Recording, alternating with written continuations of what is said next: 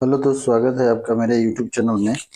चलिए आज हम बात करेंगे एनसीईआरटी कक्षा 5 की हिंदी की पाठ्य पुस्तक का ये 7वां चैप्टर है। अगर आप मेरे चैनल पर नए हैं तो आप डिस्क्रिप्शन बॉक्स में जाकर देख सकते हैं, बाकी के 6 चैप्टर आपको मिल जाएंगे। और अगर आपको ये वीडियो पसंद आ रही है, हेल्पफुल है, तो मेरे चैनल को सब्सक्राइब करके कमेंट बॉक्स में कमेंट जरूर करें। चलिए आगे बढ़ते हैं। पहला जो है, इस चैप्टर का नाम मेरा बचपन है। तो मेरा बचपन जो ये चैप्टर है, वाकई में किसके बारे में इसमें बताया गया है, किसके बचपन की बात कही गई है। तो ये चैप्टर महान उपन्यासकार मुंशी प्रेमचंद की जीवनी के ऊपर प्रकाश डालती है। उनके बचपन के बारे में इसमें बताया गया है। उन्होंने लिखा है कि किस तरीके से उनका बचपन ग्रामीण जीवन में बीता है, कौन कौन सी परिस्थितियों का सामना करना पड़ा, कौन सी चीजें उन्हें काफी रोमांचकारी लगी हैं। तो चलिए आगे बढ़ते हैं। मेरा बचपन एनसीईआरटी की ये बिना पुस्तक है। देख रहे हैं किस तरीके से बचपन में ये यादें सहेजे हुए हैं लोग, है ना, किस तरीके से बच्चे खेलते हैं। तो चलिए आगे बात करते हैं इसमें। ठीक है, तो ये हाय बचपन, यहाँ पे लेखक बता रहा है हाय बचपन, मतलब बचपन को बोल रहा है कि कैसा मेरा बचपन था, याद करके तेरी याद नहीं भूलती। जो ऑथर है, राइटर है, he is not able to forget the things that happen in his childhood. So childhood में क्या हुआ है वो उसको भूल नहीं पा रहा है। वह कह रहा है वह कच्चा टूटा घर, कच्चा मीन्स कह सकते हैं कि कच्चा हाउस जो हम लोग बोलते हैं, made from the mud, mud house इसको कह सकते हैं। तो वो मड हाउस की बात कह रहा है, कच्चा टूटा घर। टूटा घर मतलब उनका घर उतना अच्छा नहीं था, वो कच्चा मकान का था और बिल्कुल गरीबी में ये पले हैं, पुबर्टी रही है पूरे जीवन में। तो उसके बारे में बताया उनका घर कैसा था, कच्चा टूटा घर। वह पयाल का बिछौना, यहाँ एक वर्ड आया है पयाल। क्या आया है? पयाल। एक मिनट, सॉरी। हाँ, तो यहाँ एक वर्ड आया है पयाल। ठीक है, तो यहाँ क्या है, ये पयाल का बिछौना। पयाल का बिछौना मतलब ये जो पैडी होता है ना, पैडी धान, तो धान का ये डंठल ऐसा धान होता है, तो इसके ऐसे ऐसे ऐसे इसमें ग्रेन्स लगे होते हैं। ठीक है, तो ये जो डंठल है ये वाला, ये इसी डंठल को पयाल बोलते हैं। क्या बोलते हैं इस डंठल को? इस डंठल को बोलते हैं पयाल। पयाल का बिछौना। वह नंगे बदन मतलब वो टूटा हुआ घर था, कच्चा टूटा घर, पयाल का बिछौना, नंगे बदन, नंगे पांव खेतों में घूमना, बिना चप्पल के, बिना सैंडल के वो खेतों में घूमते रहते थे, आम के पेड़ों पर चढ़ना। ठीक है, तो आप यहाँ पे देख सकते हैं कि किस तरीके से ये आम के पेड़ पर चढ़ रहे हैं। ठीक है, किस तरीके से आम के पेड़ पर इनका चढ़ना होता था। ठीक है, तो ये आम के पेड़ पर ऐसे चढ़ रहे हैं, लटकना, आम खाना, यही सब चीजें यहाँ पे हैं। सारी बातें आंखों के सामने फिर रही है। फिरना मतलब मतलब कह सकते हैं कि मूविंग अराउंड द आइज, है ना, आंखों के सामने ऐसा लग रहा है जैसे सारा कुछ अभी हो रहा है। ये लेखक प्रेमचंद जो है अपने जीवन के बारे में बता रहे हैं। मैं अपने चचेरे भाई हलधर के साथ दूसरे गांव में एक मौलवी साहब के यहाँ पढ़ने जाया करता था। चचेरा भाई मतलब कजन ब्रदर, कजन कर सकते हैं, ब्रदर नहीं कजन। तो कजन जो थे उनके, उनका नाम था हलधर। क्या नाम था? हलधर। और उनके साथ वो गांव, दूसरा गांव मतलब उनका जो विलेज था, near about one more village was there, so that village he was going with his cousin for study. और कहाँ पे? मौलवी साहब, मौलवी साहब उनको पढ़ाते थे। मेरी उम्र 8 साल थी, मीन्स उनका जो एज था राइटर का वो 8 साल था। और हलधर उनके कजन का जो एज था मुझसे 2 साल जेठे थे। यहाँ एक वर्ड आया है जेठे, जेठे मीन्स एल्डर। तो हलधर जो था, उनका जो कजन था वो उनसे 2 साल बड़ा था। ठीक है, 2 साल बड़े थे उनके जो कजन। हम दोनों प्रातः काल मटर और जौ का चबेना लेते थे। Morning they were taking the roasted jau and peas. ये जो चबेना जो होता है ना, वो आज तो लुप्त हो गया है खैर, लेकिन गांव में अभी भी आप जाइएगा तो आपको दिखेगा कि चबेना कैसे बनता है। वो एक ऐसा कढ़ाई होता है, ठीक है, उस कढ़ाई में सैंड डालते हैं और इस कढ़ाई को गर्म किया जाता है आग पे, ठीक है। वो बड़ा सा ऐसा भंसाल बोलते हैं, भंसाल, तो उसमें ऐसे गर्म किया जाता है और इस कढ़ाई में अनाज डाला जाता है, ग्रेन्स जैसे मटर जो भी है, और वो बालू जो सैंड है उसमें उसको ऐसे रोस्ट करते हैं, भूनते हैं, तो उसी को हम चबेना बोलते हैं, ठीक है। तो वो सुबह में क्या लेके जाते थे, मटर और जौ का चबेना, सुबह में लोग यहाँ ब्रेकफास्ट करके जाते हैं। रामलीला में भी आनंद आता था, उसके बाद वो रामलीला देखते थे, रामलीला में भी आनंद आता था। मेरे घर से बहुत थोड़ी दूर पर रामलीला का मैदान था, means Ramlila field was near about his house, ठीक है। रामलीला मतलब रामायण के जो पात्र हैं वो वहाँ पे परफॉर्म करते थे, ड्रामा करते थे। अब है, जिस घर में लीला पात्रों का रंग रूप भरा जाता था वह तो मेरे घर से बिल्कुल मिला हुआ था, means the house where characters of the Ramlila was preparing themselves there, that house is very near to the writer house, वो राइटर के हाउस के बहुत ही नजदीक था। 2 बजे दिन से पात्रों की सजावट शुरू होने लगती थी। From 2 o'clock afternoon the all characters are starting to decorate himself, वो और हरसेल्फ, वो अपने आप को डेकोरेट करते थे, सजाते थे। मैं दोपहर से वहां जा बैठता था। क्या होता था कि 2 बजे से पात्रों की सजावट होती थी और वो वहां पे जा करके दोपहर में 2 बजे के पहले से ही बैठ जाते थे, जिस उत्साह से, ठीक है, वो 2 बजे के पहले ही वहां जाके बैठ जाते थे। जिस उत्साह से दौड़कर छोटे मोटे काम करता, उस उत्साह से तो आज अपनी पेंशन लेने भी नहीं जाता। अब प्रेमचंद कह रहे हैं, राइटर कह रहे हैं कि जब छोटा था, when I was child, a small child, that times I was doing very small work with a zeal, where the characters of the Ramlila was preparing themselves. But nowadays I am not feeling that types of zeal, even taking my pension, ठीक है। जब उनको pension लेना जाते हैं, अपना pension लेने हुए जा रहे हैं, तो उस समय उतना जिल से, उतना उत्साह से नहीं जाते जितना उत्साह से वो बिना पैसा के छोटे मोटे काम करते थे रामलीला वालों के लिए। गुल्ली डंडा सब खेलों का राजा है। Premchand means writer is telling that gilli danda, यहाँ पे गांव में गुल्ली डंडा ही बोलते हैं, तो gulli danda is the king of all game. इनका कहना है कि गुल्ली डंडा सब खेलों का राजा है, ठीक है।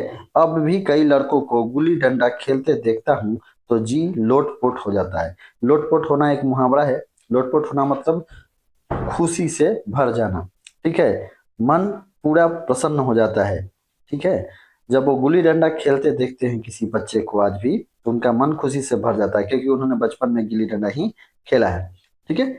इसके साथ जाकर खेलने लगूं, अब ऐसा मन करता है कि जो बच्चे खेल रहे हैं उनके साथ जाकर के मैं भी गिल्ली डंडा खेलने लगूं।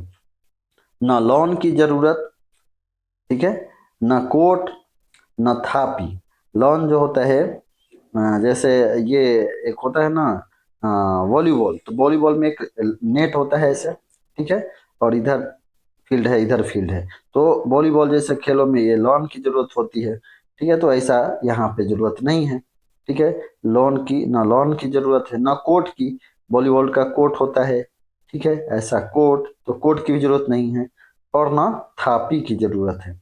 थापी क्या होता है, बैट्स जैसा होता था पहले, उसको लोग थापी बोलते थे, बिल्कुल जैसा बैट होता है ना वैसे ही, क्योंकि इसका उपयोग ना, वो हम लोग तो देखेंगे तो कहेंगे बैट ही है, लेकिन इसका उपयोग अनाज को पीटने में भी करते थे, ठीक है। और बैट ही समझिए थापी को एक्चुअली, ठीक है। तो बैट है, तो बैट की भी जरूरत नहीं है, थापी की जरूरत नहीं है। मजे से किसी पेड़ से एक टहनी काट ली। क्या करते थे, गुल्ली डंडा बनाना है तो क्या करना है, मजे से एक पेड़ की टहनी काट ली, गुल्ली बना ली, और 2 आदमी आ गए तो खेल शुरू हो गया, ठीक है। न लोन की जरूरत है, न कोट की जरूरत है, न थापी मतलब न बैट की जरूरत है। तो अगर गुल्ली डंडा खेलना है तो किसकी जरूरत है, बस किसी पेड़ से एक टहनी को काट लो और उसका गुल्ली बना लो, और 2 आदमी आ गए तो खेल क्या हो गया, खेल शुरू हो गया, ठीक है।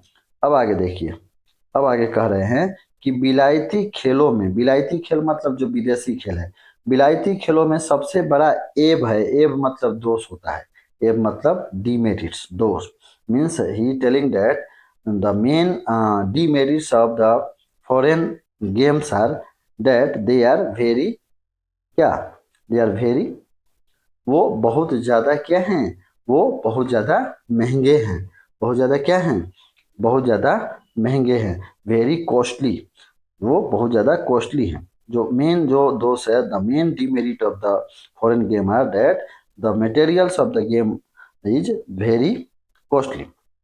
तो वो कह रहे हैं कि बहुत ज़्यादा महंगे होते हैं सामान, पर हम अंग्रेजी चीज़ों के पीछे ऐसे दीवाने हो रहे हैं कि अपनी सभी चीज़ों से अरुचि हो गई। अब इनका कहना है कि आज जो है इतना महंगा हो गया है वो विलायती खेल, उनके समय की बात वो कह रहे हैं कि जो अंग्रेजी खेल है, जैसे क्रिकेट हुआ, फुटबॉल हुआ, या फुटबॉल तो नहीं, क्रिकेट हुआ या फिर पोलो हुआ, जो भी हुआ, तो वो इतने सामान उसके महंगे हैं, फिर भी हम उन अंग्रेजी चीजों के पीछे ऐसे दीवाने हो रहे हैं कि अपनी सारी चीजों से अरुचि हो गई है, हमारी जो भी चीजें हैं उसमें हमारी रुचि अब क्या हो गई है, गायब हो गई है। अब बता रहे हैं स्कूल के बारे में, हमारे स्कूल में हर एक लड़के से 3-4 रुपये सालाना केवल खेलने की फीस ली जाती है। कितना, 3 से 4 रुपये सालाना, मतलब एनुअल 2 और 3 rupees he is giving in his school only as a sports fee, sports के लिए फी जो लगता है खेलने के लिए वो स्कूल में देते थे। किसी को यह नहीं सूझता कि भारतीय खेल खिलाए जो बिना दाम कौड़ी के खेले जाते हैं।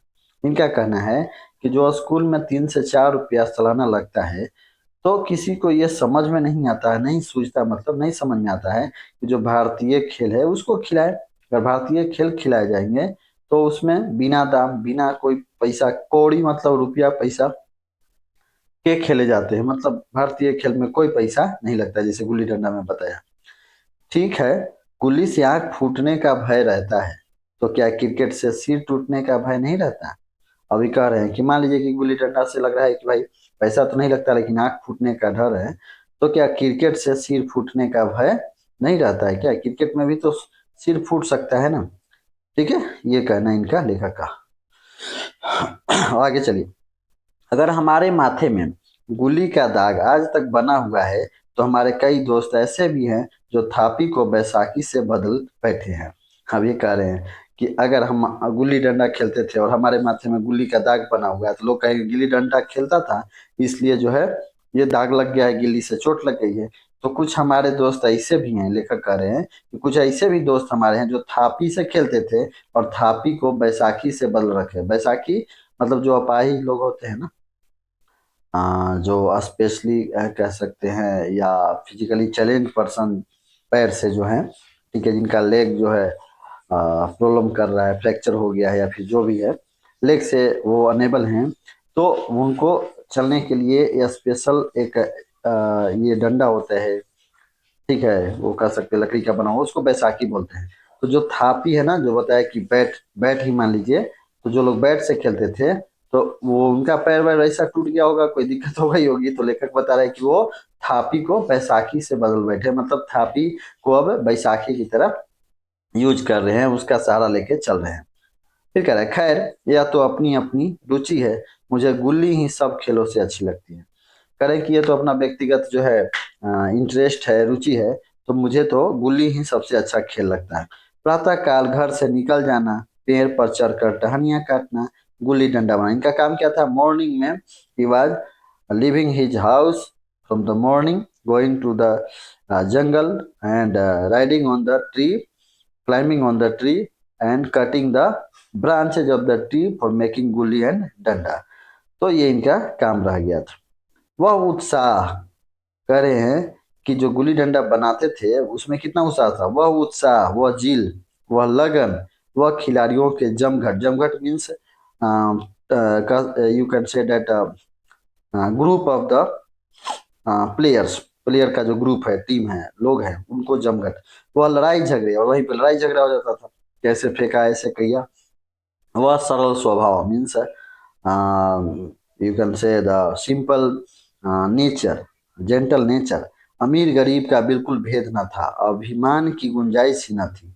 लेखक मुख्य बात से इस चीज पर फोकस करना चाहता है कि जब हम बच्चे थे तो मेरा सरल स्वभाव था, अमीर गरीब का कोई भेदभाव नहीं था, अभिमान की गुंजाइश नहीं, कोई अभिमान नहीं करता था, किसी को कोई चीज का घमंड नहीं था। तो बच्चे तो मन के सच्चे होते हैं, उन्हें किसी तरीके का इन चीजों से फर्क नहीं पड़ता, भले वो लड़ ले रहे हैं खेल खेल में लेकिन फिर साथ में रहेंगे। लेखक इस बात पर फोकस कर रहा है।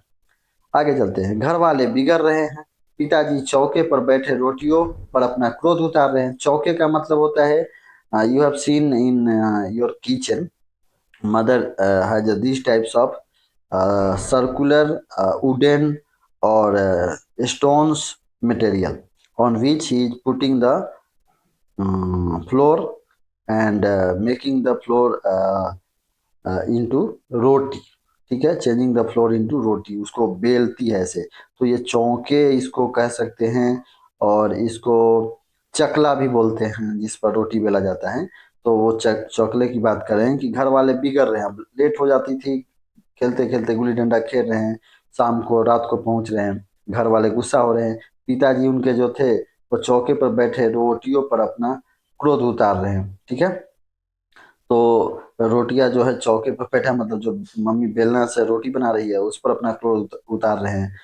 और लेखक को क्या है ना, नहाने की सूध है ना खाने की। सूध मतलब कोई ख्याल नहीं है कि नहाना भी है खाना भी है। गुल्ली है जरा सी, गुल्ली कितनी छोटी सी जरा सी, उसमें दुनिया भर की मिठाइयों की मिठास और तमाशों का आनंद भरा है। ठीक है, तो लेखक पूरा तरीके से डिवोशनली गुल्ली डंडा खेल रहा होता है, तो उस समय उसकी सारी दुनिया उसी में होती है। दुनिया की जितनी भी मिठाइयों की मिठास है वो सब तमाशा से भरा हुआ गुल्ली डंडा में ही चला जाता है। तो इस तरीके से लेखक ने ये अपने बारे में बताया कि हम किस तरीके से अपना जीवन जो है व्यतीत करते थे और क्या क्या चीजें अच्छी लगती थी। ये सारे कुछ क्वेश्चंस हैं। ठीक है, अब यहाँ पे क्वेश्चन है कि चचेरे भाई हल्दर की आयु कितनी थी। तो आप देख सकते हैं कि 8 साल का लेखक था, 2 साल उससे बड़े हल्दर थे, तो 10 साल के हो गए। घर वालों के क्रोध का कारण क्या बताया, गुल्ली डंडा और बिलायती खेल में क्या अंतर बताया।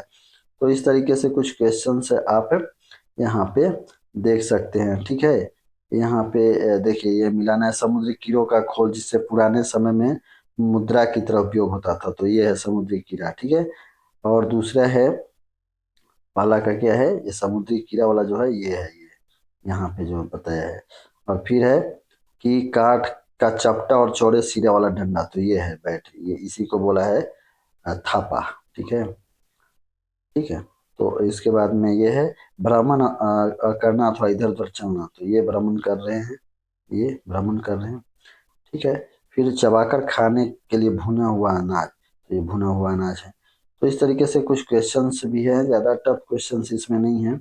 ये चना चबेना के बारे में बताया गया है कि किस तरीके से बनाया जाता है। ठीक है, तो यहाँ पे आपको कुछ रूटीन्स वगैरह के लिए दिया है, कुछ एक्टिविटी दिया है, कठपुतली का खेल है, नाटक, बाइस्कोप है। ठीक है, करतब है, पहले इसी सब से इंटरटेनमेंट होता था, आज जो है वीडियो गेम आ गया है। ठीक है, तो बहुत सारी चीजें हैं इसमें।